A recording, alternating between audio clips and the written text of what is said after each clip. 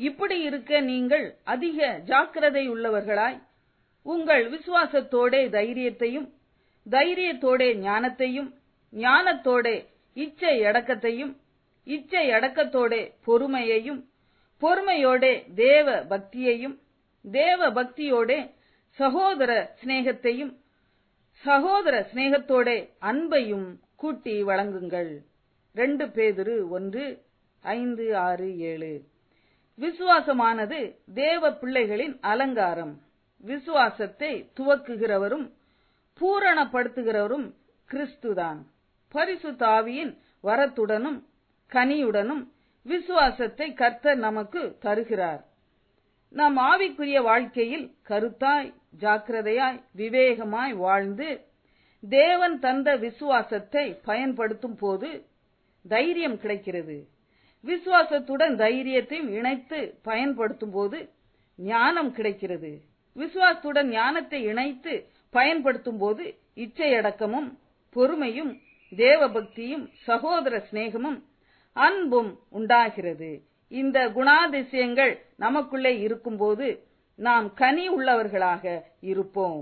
நாம் வீணராய் இராமல், கனியற்றவர்களாய் இராமல், கர்த்தருக்கு பயனுள்ளவர்களாய், கனி உள்ளவர்களாய் வாழுவோம். இந்த 8 நற்குணங்களையும் கூட்டி வழங்குவோம். விசுவாசத்தோடு தைரியம் கூடிக்கொள்ளும் போது 3 வாலிபரை போல நாங்கள் ஆராதிக்கிற எங்கள் தேவன் எங்களை எரிகிற அக்கினி சூளைக்கும் ராஜாவாகிய உம்முடைய கைக்கும் நீங்களாக்கி விடுவிப்பார். விடுவிக்காமற் போனாலும் நீர் நிறுத்தின பொற்சிலையை பணிந்து கொள்வதும் இல்லை என சவால் விட முடியும். விசுவாசத்தோடு நம்பிக்கை கூடிக்கொள்ளும் போது ஆபிரகாமின் வாழ்க்கையில் தேவன் வாக்குத்தத்தம் நிறைவேற்றி தனது 100வது வயதில் ஒரு குழந்தையை அற்புதமாக பெற்றுக்கொண்டார். விசுவாசத்துடன் கிரியை இணைந்து கொள்ளும் போது ஆபிரகாமை போல, ராகாபை போல நீதிமான் என தேவன் நம்மை அன்போடு அழைக்கிறார். கிரியையினாலே விசுவாசம் பூரணப்படுத்தப்படும். யாக்கோபு 2:22. தேவன் ஒருவர் உண்டென்று விசுவாசிக்கிறோம். அப்படி செய்கிறது நல்லதுதான். பிசாசுகளும் விசுவாசித்து நடுங்குகின்றன.